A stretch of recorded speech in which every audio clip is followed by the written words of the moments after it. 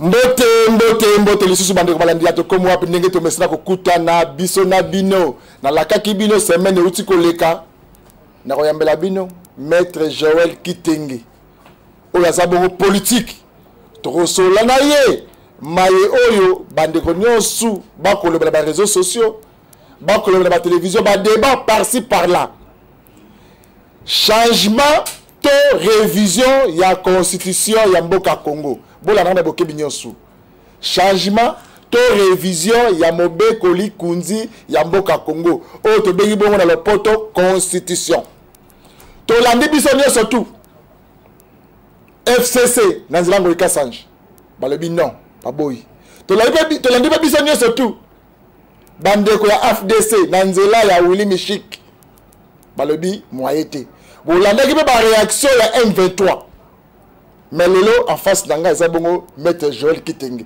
boyo kapé ba réponse yé a kopé ça est-ce que aza pour to compte changement to révision ya constitution ya mboka Congo mbote maître Joël Kitenge mbote ndeko Didier mbote pe ba kongomani ba kozwali ba kwa kolanda biso na ngonga merci pour l'invitation moi kala Nazali moi nungu ya laki moke pour des raisons techniques. J'aimerais d'abord retirer pas après à Congo du passe à Pembeni et après que tout soit arrangé et c'est Zonginga Imboka puisque la République a besoin de tous ses enfants donc Kitenge Joël pour nako me malibanga nae na botongi mboka nenge toko tongango na makanisi. Santé ça va parfaitement bien. Tension. Il n'y a aucune tension. Changement to réviser la constitution Mobeko Likunzi ya mboka Congo maître Joël Kitenge yo zali bongo analyste politique ya munene ya mboka Congo ba kongomani ba réaction na yo oza pour te compte. D'abord il faut noter que maître Kitenge aza analyste indépendante aza acteur politique na kati ya IDPS position na biso IDPS et c'est alisama qui déjà na hiérarchie. Il y a parti na biso qui n'est plus un secret. Biso, toi ko kende na ko matérialiser, otoko benga ka testament politique, il y a père ya démocratie à République démocratique du Congo ou azali Etienne Tshisekedi wa Mulumba. De son vivant à loba qui peut à la kaki. Zakwa tata a ko kenda pa kotike la bana maloba ne ba benga ngosta nani testament. Soki IDPS a commis na pouvoir. Constitution ya ba Benigera, constitution ya ba étranger, oye komamaka na batu na français 21 personnes to batu tukumi bale na moko. Na kati ya batu tukumi bale na moko wana, ba kongomani balaka kaka misatu ya pamba, pe 18 personnes balaki beba étranger. Ce n'est pas un secret de polichinelle, des constitutions Mobeko Likunzi obiso tokenda. Côté le mango en 2006, Toloba non té. Toloba oui té, j'allais dire, Toloba non. Les autres ont un pouvoir. Certainement, dans le contexte, il y a majorité composite Tozana Yango. Biso IDPS Mei Toko Kisite 500 députés ou 250 plus 1. Tozana ba parti, Baninga, Otosangani Nabango, Luboso, Otobengi, Union Sacrée. Certainement, il y a des voix discordantes qui viennent, mais ceci ne nous empêche pas, en tant que parti politique, ou azali fil, to fille aînée, il y a majorité au EALI. Aucun regroupement, aucun parti politique n'a les députés au IDPS na mosaïque na yazana yango. Nous montons en place Makanisima Biso et nous disons changement ya constitution et non pas la révision. Biso tozali ko proposer révision ya constitution T. Makanisina biso tozoko kenda mpoto koma na constitution mususu ya sika peto basculer na république mosusu. Et tozala ndenge ya ko se voiler la face T. Ce n'est pas un secret. Et ce n'est pas une honte de penser changer la constitution. Constitution ya biso de Didier et outil na fruit à grande partie ya mimétisme aux ala qui copier-coller à 80% à texte aux a constitué constitution et à République française. bongo constitution na bango atako eleki mibu mpete bakoma lelo na 5e république basali combien? Ça veut dire 5 changements et plusieurs modifications. La modification d'une constitution et comme makaka format autokozala kaka na bela république wana na forme de gestion ndenge yali wana kasibake ko limbola ko toucher les quelques articles.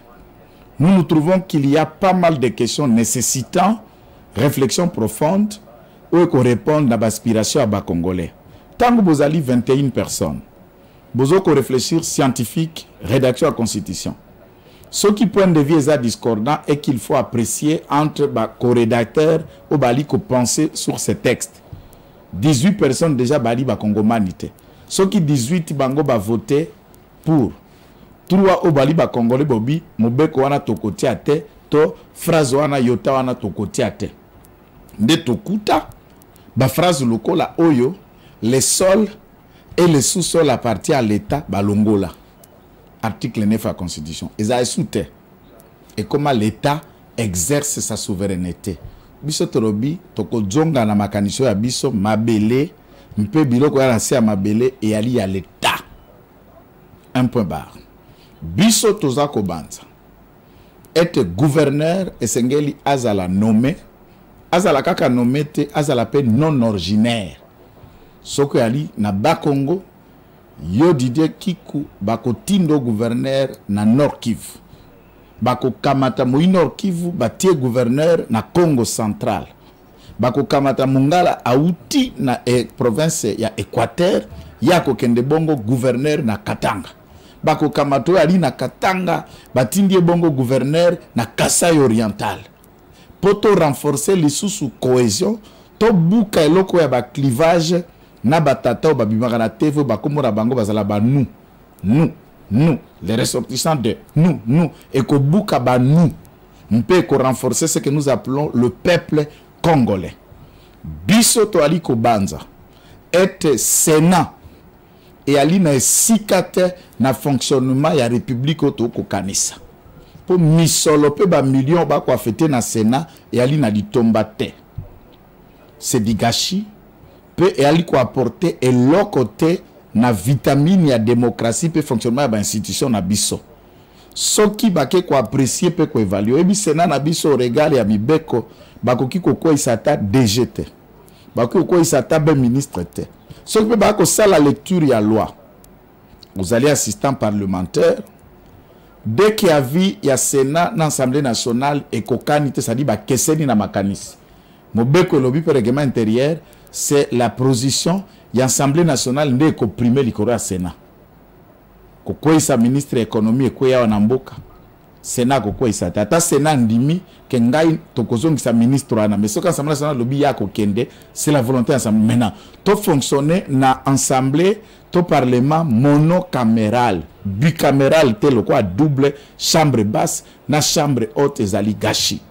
Nous pensons que des institutions budgétivores insignifiante et inutile et sengeli et disparaître poto kenda ko canaliser misolo dans le développement ya kotombola pe kotonga mboka na biso ya kotombola pe ya ko bongisa mboka na biso Congo mettre joli ki tengena asi ba Congo man to ba landa biso na bo kemi nyoso tu et pai oyo zo kabola bino ba politique na ba Congo man population ezali sika oyo makambuto yo tangi wana Sénat bolongola yango bolongola loko boy na moniteur par o population o bolobi ke to yebi ke so bo bouger koto yo population oli ya kitoko so bo bouger koto yo nzele ko la malamu so bo bouger koto yo lotili ki courant et que zala chaque jour na bandako ya bato place wana des populations se retrouver. Article nini ya constitution o ezali lelo o ezako lobela ndenge population ko djwakula. Article nini ya constitution o ezoko lobela koli ya population. Article nini ya constitution o yali koloba peuple ndenge peuple a ko se retrouver. Constitution mosala nae ezali ko réguler, ko organiser, ko arbitrer ba institution na kati ya république ndenge ko fonctionner. Ezali lokola ba fonctionnement ba pesio kisi. bapeso babengaka koto yo posologie to mode d'emploi. Tango tangi lokasa ya munganga ndenge akomeli kisi ne ndoko yeba ndenge nini okomelela kisi wana. C'est ça la constitution. Il ne faut pas expliquer que les lois de la République se résument qu'à la constitution. Constitution za moboko nde bamenga ki mobeko likondi. Ce qu'on likolo na mobeko likondi, il y a plusieurs textes de loi où il y a liko réguler secteur par secteur où la population soit ko se retrouver. Ce qu'on likondi où il y a ko réguler fonctionnement d'abord ya ba institution, ba dire na ba période les uns les autres na motindo. Ce qui allie déjà à Kotengama, ce qui allie déjà à Mabaku, les autres aspects à fonctionnement de l'État, et qui comme ma lourdeur n'a vécu quotidien, y a bailli peuple. Bisso, tango tokamati bokondi, natata mokondi wa école Félix Antoine Tshisekedi Tshilombo. Nous avons pris des résolutions où il a dit faire profiter la population. Lorsque tata mokondi a lancé gratuité et enseignement de base. Est-ce qu'à lancer ango pour na banane? Est-ce que comme on a bail politique na batata na biso bali na bokondi na ba poste belé bana bango bakendaka na EP1 kaka ngai na yo deba na biso bakendaka na EP1, EP2, EP3 na collège na ba école conventionnée ba bango bakotanga ka mikili misusu na ba million oyo biso bayi peuple to kenda pe na yango te. Tangu tata mokonzi a lancé couverture ya santé universelle mpe abakisi na ndambo ya likamboina gratuité ya maternité. Batato ya politique député akozanga mbongo akofuta maternité mwasi na ekuto akobota Afrique du Sud akobota France. Ngana yo kote to alaka na riflar nde to na posa mwasi akende na maternité aboto fele. Mpoto remplir la terre. Ntangu tata mokonzi wa ekolo aliko matisa na gouvernement na ye na mosala ya tata liaou lifuti ya mosali wa l'État lifuti ya soda tangu azaliko mettre ba mécanisme lokola IGF pona kolandela bangwalima ya misolo ya l'État ekoka koyiba mandenge bakododa kango beko anguba. Et la lutte contre la corruption, c'est pour permettre misolo wana ezala canaliser dans les différents projets. Tangu tata mokonzi wa ekolo azako kamata bilenge otobenga ki bangolo biba shege. Apesi tata Général Kasongo Mokumba ya kobongola ba désœuvré wana bakoma ba bâtisseur. Mpe masangu e ali komonana. Bangombe kala mingi toko koma production à Misuni Madini République démocratique du Congo. C'est une première. Ferme ya ngombe ya l'État. C'est une première. Masangu maleta e bandaki na musée Laurent Désiré Kabila mais kufaki na gestion ya lipasa ya papicho na mamicho balakawa ba boma gestion na ya ba mapasa wana mibale. Et si là soki to utuana kulu na lobby na gestion ezalaki basali l'opération likofi ba bomie ba lokoti kor ba bwaki tata mokonzi wa ekolo abi kamata ye tinde na mosala kote azali. Tangu tata mokonzi wa ekolo a nommé Constant Mutamba ministre d'État, ministre de la Justice, des résolutions de l'initiative aux populations za ko sepele na yango. Est-ce que bato ba ko libérer kuna na ba boloko na bilenge wana na et tout ce qui est en train d'être fait? Peuple ali ko se retrouver te. Peuple a ko se retrouver na bonne conduite ya ba politique, pe na efficacité ya fonctionnement ya ba institution, nde ba retomber ko kita epa ya ba i peuple. Oui, ba retomber kita ba i peuple, mettre joli kitenge. Place wana mon makambu ya ndongo lobi ke bozo changer donc révision ti ça changement à constitution so so na bokebinyo so yango de lobby. OK, maintenant les lois so qui changement à constitution salami mandat ya président de la République actuelle et ko bandela à 0 to sera 6 ka deuxième mandat na article place par moto mosusu na constitution obili bozo ngabo changer mais kana ko expliquer ba yimbo ka balanda Motuna nangari pour assisa likambo ba peuple il faut d'abord oyeba boy. Na likambo tali changement à constitution ba rédacteur ba réflexion politique na ba juridisme nyonso constitutionnaliste tout ce que vous voulez ba discipline confondue. Bango bako vanda bako sala projet à loi constitutionnelle. Mobeko projet wana ndi bako soumettre biso tozo ko sala forcing te. Toko kende ko senga pe ziedu ya député moko nanu te to kinga di songolo te toko kende et pas yé peuple mukolo constitution de peuple te nanzela ni ya référendum nanzela référendum toko tuna ye soki ye peuple aboyi akoboya yango par non soki ye peuple alobi akoloba yango par oui soki ye peuple aboyi peuple ako répondre. Ce n'est pas quelques individus si malo pipi na yo oye koleka na tevo banda ko expliquer oyo ko banza biso to banzi et nous passons comme ma débat wana na place lokola chaîne no bato bakolandaka mingi to komi wa pipo peuple amiyokela nde to koya na texte na lokota na biso nyonso na Kikongo na Lingala na Swahili na français to lakisie metala mobeko ndenge to ringi to tia yango likambo litari mande ko ya laboy likambo etali maponami ko ya laboy likambo etali gouvernement provincial ko ya laboy likambo etali bakambo boy ko ya laboy likambo etali boy ko ya laboy likambo nationalité pe wana nde moko na bakokoso to préciser yango likambo ba de père et de mère et kozala sikoyo mentionné clairement na constitution pour peuple alingi yango que est congolais de père et de mère et candidat président de la République de pères et de mères et de femmes. On a ce que biloko zalima, ce que peuple alingi biloko ya bongo, azana posa lisusu bakende kamatela biso Rwanda moko lobby, ba okamba bake kamatela biso Zambien moko boye, bake kamatela biso Sénégalais moko boye, peuple alingi lisusu bazo bae bongo te. Maintenant mukumbe za ya ye peuple. Oui, mukumbe za ye peuple. Akozonga. Oui. Mais nazongela sko makanisi oyo ayo okoloba. Soki ye nakati ya projet oyo. Notre objectif n'est pas celui yako kende ko réfléchir likolo article 220 puisque j'ai attendu ko to baneko kende baninga bako benga ngo article verrouillé article intangible. Nana verrouillé ki yango. Mais ye peuple te. Par oui ou par non nda verrouillé lobi koto soko simbi simba wa simba me koto ko simba te. Mais tozonge pa na ye. Totuni tangu wana yo lobaka ba simba wa te. Mais biso to moni makambo ma évoluer. Olobi nini? Peuple akolobate. Maintenant, bozoko luka avenir ya etata mokonzi wa ekolo. Dès lors, changement ya république to basculer na république mosusu wa sika. Alors, constitution ekozala adopter et ko produire oba to bengaka na droit ba effet rétroactif te. Soki tata mokonzi wa ekolo au regard ya constitution au peuple akosepela. Akozala éligible lobby azali congolais akoki kotie ebonga soki constitution ekopesa ye éligibilité akoki kotie ebonga soki mobeko to kotie a lobby peuple a lobby abi simba nyonso atako obongoli na article 220 tikelanga yango ka ndenge ezali akozala éligible te. So à ce stade nous sommes dans les idées, pas dans la conclusion d'un projet au peuple a coupé sa appréciation naie finale.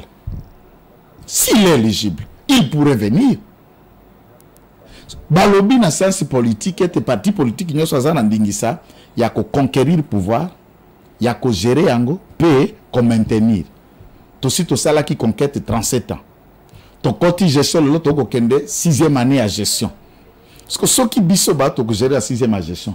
Nous réfléchissons par le mécanisme à pérenniser cette gestion ou comment, mais pas de manière brutale, pas de manière à imposer peuple, tu as que ça la forcing pas peuple, aux onges pas souverain primaire ne ba ko benga ka na constitution ngo yemoko amilobela. Yoko sauter volonté à congolais, so congolais à lobinga na lingina tikala kana kinga ndaza la président na ngai mokolo ko ya yona ni côté de la congolais.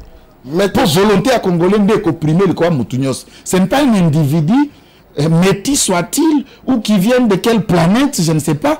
Ndako yako lobenesika peuple. Ceux qui ont le beau à leader d'opinion. Ceux qui ont le besoin de mobiliser les peuples, dire au peuple de se prononcer. Na baïde yo kopé ça y est. Biso peut to koya liboso to mobiliser peuple, to lakisi e avantage à biso to kotia na ebonga, peuple a se prononcer. C'est ça, ça peut couper court au débat qui est devenu Ndiri tokoka ba débat ya ba juriste autodidacte oyo ko beta masolo ko sala ba comparaison entre la constitution des États-Unis pour aller à Mibou mine.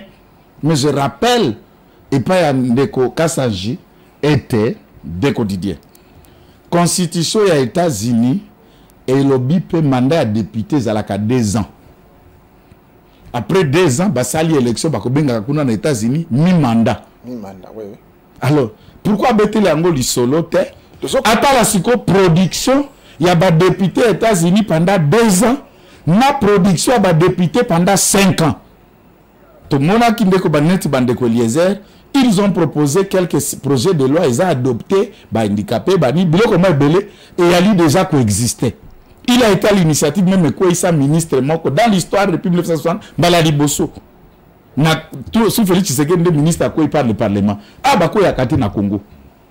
Ah bah quoi il y a kati na Congo. Bah quoi il y a kati. Mais c'est pas si ça moka bakaniswana. Bango ba ko sala 5 ans comme député. Bah si ça ka 5 ans, Mobeko bake ko voter et ça moins de 10. Bolé biso mbongo ani. Maître Joël Kitenge 2014, 2015, 2016. N'ayez pas réaction des arrêts le lengenin. Tango ndeko Joseph Kabila Kabange, ba Bouchard, ba professeur Lumano, ba mega ko bouger constitution, ba me ko bouger réaction la bino population nayebi à l'époque, vous êtes dans l'opposition. Réaction de maître Joël Kitenge zakinin. Ndeko Didier. Politique et ali dynamique. Écoutez Kalakabe et Sika Mokote, les temps et les époques évoluent. De boto ko sala lelo, peut-être en 1960 il y a qui a la prohibé. Notons même que constitution a le loi bourreau ko baki ko Jeremboka ba rédigé ka yango na kananga na Téné royal o ya Kamai. Le président de la République vient de réhabiliter, faire de cet Athénée le meilleur qui puisse exister en Afrique. Et à l'ité, puisque na kati Athénée wana concession éclairer tout au continent primaire. C'est une concession d'école qui contient plus de 22 immeubles de salles de classe et de maternelle jusqu'à l'université na kati enclos mokoboy. Avec des cercles, bal, terre bal, basket, piscine, toutes les disciplines confondues, Kakanakananga.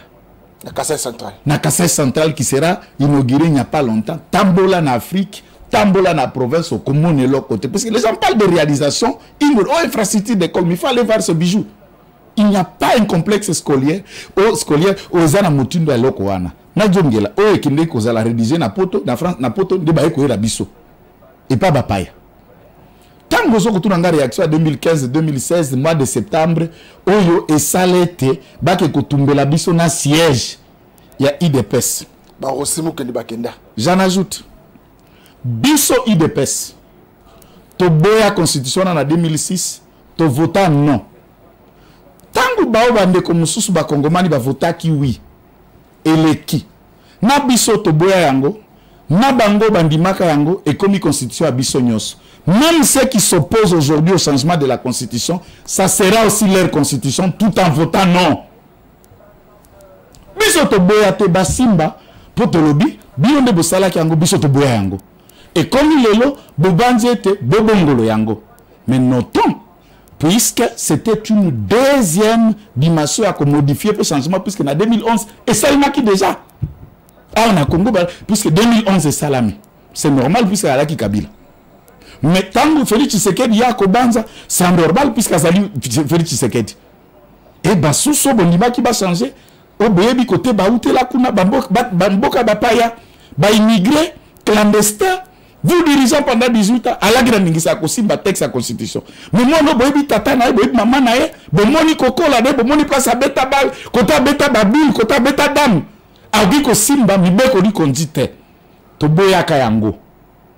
Na tango wana, po makanisi, et à la qui mibale. Ya liboso, le débat général était sur la congolité à Motonani à Baneko Kambabiso, na ba origine nae, qui continue à être douteuse et floue, il est là.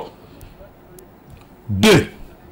Toboyaki yango, puisque gestion est qui macabre après avoir géré pendant plus de 15 ans la République.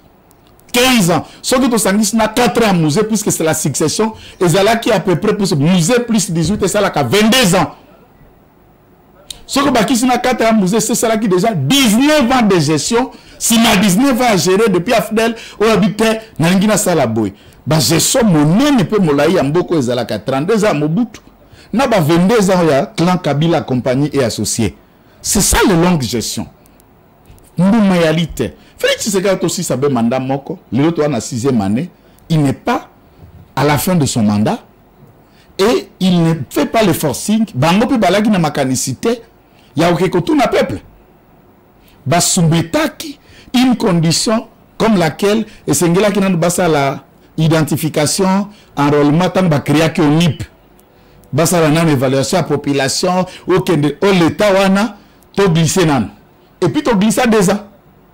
Makanisi na bango est différent na ya biso. Biso to réfléchir, nous proposons des textes et toi pas mukolo texte. C'est à lui de décider. Et d'où ici, tout s'opposant mes constitutions et les cas et Salema. Dans 2006. Soki baninga bakozala elongo na makaniso tuzo kanisate, c'est cela la démocratie, ne peut vitaminer la démocratie. Ils ne sont pas nos ennemis puisqu'ils ne nous approuvent pas de marche au bisotoko kenanango elongo, mais nous savons où est trancher entre des marches yaba pour na ba contre et ali peuple yemei. Na kati ya union sacrée IDP c'est parti mo ya majorité présidentielle. Bo sali lisanga na bino o bengi na lopoto union sacrée. Réaction, il y a un député national, il y a AFDC, na Komba Wili Mishiki. Alors il va partanter na makambo tali révision tout changement de la constitution. Wili Mishiki a député à AFDC. AFDC a parti Kamamaka na Baat Lukwebo. Bobi pour na position na carte union sacrée. Réaction na yo. Nous respectons le professeur Baat Lukwebo, le kola parti politique AFDC. Bazali moko ya balié na biso. Na munene ya eslisango to bengi union sacrée. Kasi député à repêchage Otobengi Wili Mishik, il ne doit pas confondre les temps et les dates. Et biso na IDP c'est la mémoire courte de cet outil de Kabila qu'on appelle Wili Mishiki. Ouais la kaka soki tata Etienne Tshisekedi a keipoto ko se soigner a zongi vivant bakata eloboko puisque il était au courant. Il y a biloko basi ba ejecta qui déjà Etienne Tshisekedi a moulumba na nzoto a réveillé le vieux démon de la mité mabak IDPS. Ça c'est un. Deux. Maloba Wili Mishiki ezali ba mise en bouche ya Ndeko Baat Lukwebo. Comme président d'un parti politique, azali libre yako émettre avis naie pour ou contre changement ou révision. C'est cela la démocratie. Si tel est le cas, point naie et comme on a liboso à peuple. Mobiliser le peuple contre, nous mobilisons le peuple pour, nous mettons les textes. Si vous disiez, vos idées sont approuvées que le peuple a longo nabino, le peuple va trancher, on verra maintenant sur le terrain, le peuple va suivre la voie de qui? Puisque on a toaka réseaux sociaux, toaka na télévision, na poids terrain que c'est ni. Wili Mishiki azali point dakala parmi les députés bali na kati ya parlement. Et ce n'est même pas un modèle politique ni pour la jeunesse ni pour le parcours. C'est parmi des gens qui inspirent ata jeune moko to okuta na na kisenso, okuta ni na matete, akoye bisote kalinga kasa la politique comme quoi Wili Mishiki. Mais nous avons des gens qui aiment faire la politique pour devenir Kitenge Joël. Maître Joël Kitenge. Réaction à Bato FCC.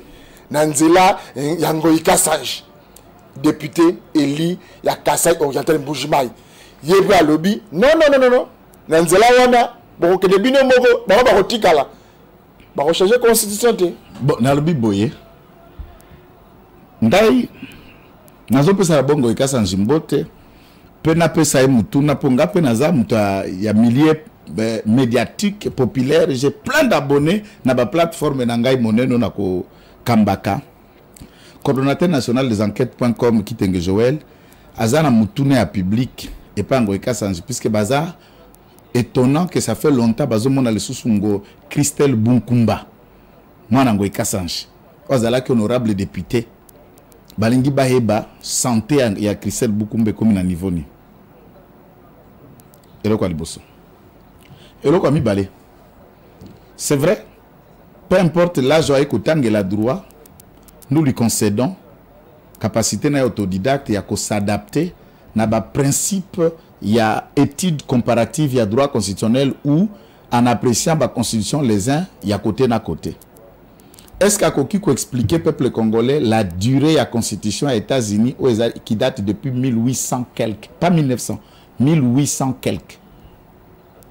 Et depuis 1800 quelques, qui n'ont la constitution, wana, si va changer combien de fois, va modifier combien de fois, puisqu'on sous-attend qu'à juriste, c'est à ce niveau-là qu'on peut voir le niveau de scientificité. Il y a Moutazo qui a bêta masoli à sociologie. Moi, je voulais l'attendre un peu plus. Maître Ngoïka Sanji ou Ali Moninga, formation, il y a droit local langai, il peut pratiquer à droit local langai. Toi, na makani, sozo sentir moi droit et kokita. Mais à l'attendre parler, j'étais face à attendre le père de Christelle Bunkumba en train de parler. Et c'est ça que j'ai trouvé rien du tout d'intéressant. Ça, on voit quand Christelle Abeta, na loti lelo. Na loti lelo. Quelle base? Quelle base? Eli Kassa Oriental, oui. S'il peut aller mobiliser la Kassa Oriental, à mobiliser base naye, na position wana, biso tolobito qui n'est pas peuple, il y a Kassa Oriental. Il y a Congo Central, il y a Beni, il y a Lubumbashi, il y a Bipa, il y a Kisasa, il y a Matadi, il y a Kikwiti, mpa kutuna bango. Yelo kola na utaki ko répondre. À part là de la durée à mandat à président de la République, il faut aussi qu'il reconnaisse que la Constitution des États-Unis et qu'on peut sa mandat à député à 2 ans. Est-ce qu'il peut regarder, mesurer la productivité, la capacité à résoudre ou à proposer des textes ou à amender où il y a des députés à 2 ans aux États-Unis, Nayengo Ikasanji à 5 ans. Ou Toya Kenda Parlement depuis plusieurs années, Atikala Kozala Eli. A-t-il été auteur de quel projet de loi? Et il représente quoi en termes de députés du quotient à réfléchir comme caisse de résonance dans l'Assemblée nationale? Alors, être député, moi je respecte, puisque chez nous, appels dirigé par un député, je respecte. C'est un travail noble. Mais on est Rwanda, pour être honorable, les gens qui combattent. Et Ali mérite payer à travail. Et c'est encore un bruit du tambourineur inutile au peuple congolais à sa zappé yango. Mais tu as qui peut courir à l'Assemblée nationale, la chambre basse, VK numéro 1, où diriger l'institution, il paraîtrait la conditionnelle. Il est pas contre le changement de modification de la Constitution. VK Azali député national. Cause à la présidente de l'Assemblée nationale, règlement intérieur et Ali clair. Ce qui va être honorable président, un président de l'Assemblée nationale n'est que le modérateur. Il y a conduite, il y a débat, puis il y a engager cette institution auprès des tiers. Et l'organe qui statue et qui décide dans cette institution, c'est l'Assemblée plénière. Et l'Assemblée plénière ne s'appelle pas Vital Kamerhe. L'Assemblée plénière, comme Bonango Vital Kamerhe était, ce n'est que son avis, si et seulement si, au conditionnel, il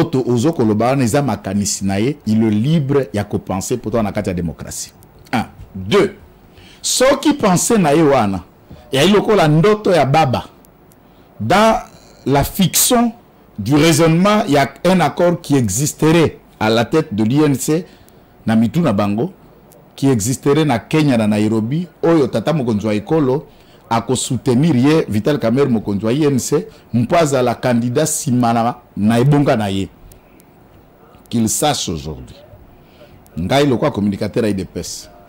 Et j'ai vérifié au sein de mon parti, na solo lina hiérarchie à parti Nangai, nous avons été instruits à tant que tel.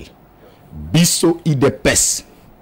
Tozali na accord moko te na parti politique moko te na Congo que toko soutenir ye na X période comme candidat président de la République. Nous n'avons aucun accord. Ni avec l'INC, ni avec l'AFDC, ni avec n'importe quel parti politique. Ça c'est 1.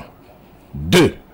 IDPS Ali na Mobeko etambisaka le quoi parti politique, statut pour règlement intérieur naye, qui peut motoza la candidat na biso, nous allons d'abord na kati ya conclave otokobengaka yango congrès.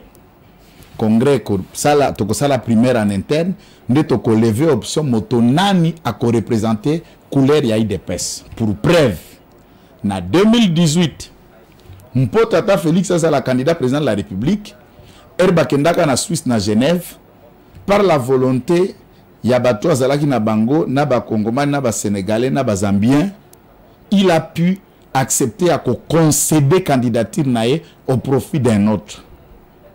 Comme ce n'est pas la volonté de la base a pris sa responsabilité, Mpeko Benga candidat Félix Tshisekedi à cette époque candidat président de la République investi dans le congrès à Bisso, il y a à prendre acte, peut à disposition nae, il y a qu'à répondre à l'aspiration à parti et il avait compris que dans 4 types d'Abisso, pyramide renversée, il a décidé à retirer signature dans les. C'est pour dire que l'IDPS n'a aucun accord avec un parti politique. Ce qui est fiction, ou bien un certain ministre, populaire ou non populaire soit-il, pense que populisme et que ça a été micro-miekouya, yenda koza la candidat à la place liée Félix Tshisekedi Tshilombo, il est libre à rêver pour moutunyo sur l'autre kabandoto naye. Ngala kuya na pongi na ye ministre te na kokota pe ndoto na été pour la organisation ka l'autre kinini. Biso na IDPS ndoto te. Nous irons en congrès et nous désignerons.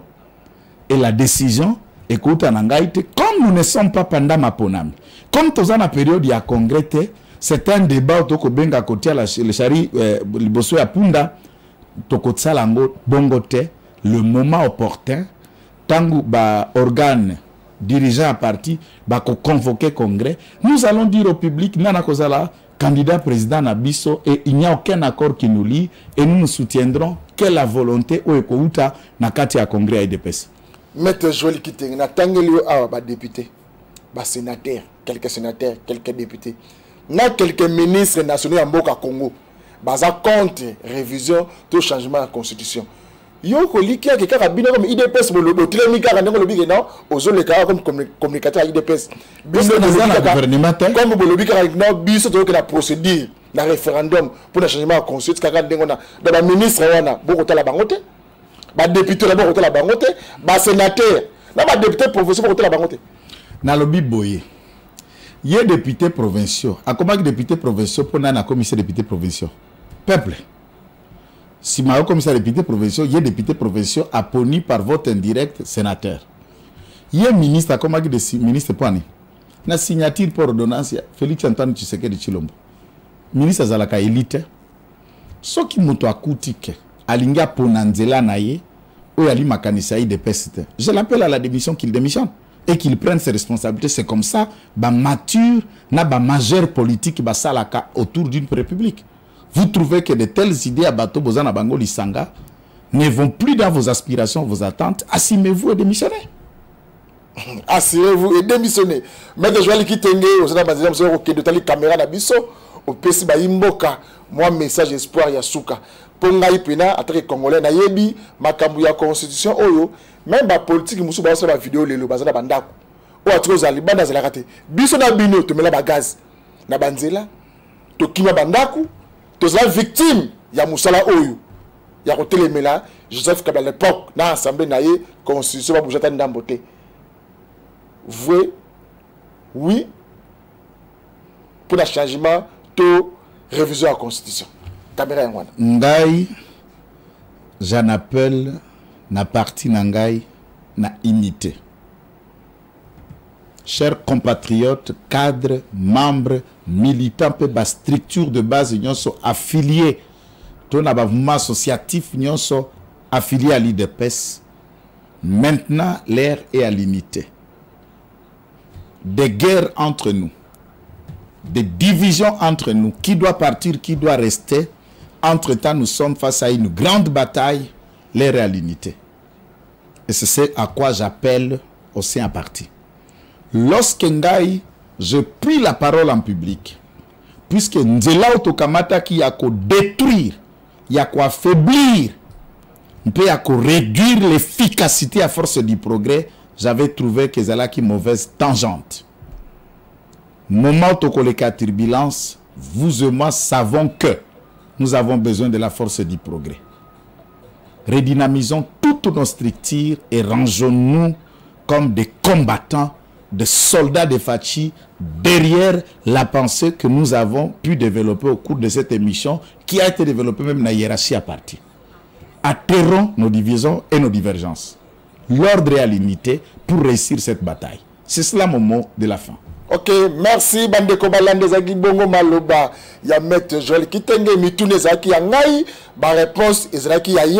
Ezraki tout. Bandeko Solo là. révision to changement ya constitution il a lobby attaqué Azar comme communicateur la UDPS oui parce qu'on a besoin de changement non révision mais changement ya constitution yenge bene ndenge bango ba ko évoluer ba ko gérer mboka au Congo yo pe ko landa biso bité maloba o mettre joli kitenge na za contre yango plaquer zao so po ko senga débat ye pas za wana non so po ko pesa ba kalis na yo na absence na ye au komika oye awa na colonel Ebeya numéro 1 commune ya Gombe adresse na biso to comme wapi colonel Ebeya numéro 1 commune ya Gombe nous avons na Kisasa oye a référence à Ifasik oye au monde na biso to koyamba yo to mekape ko tuna ye mituna par rapport ya changement to ya révision ya constitution yo comme congolais oyambisa ngona ndenge nini to suki après mokolo malelo tikate kimi ya kolonzambe e ingela na maboti ya bino ndete kote mokolo malobi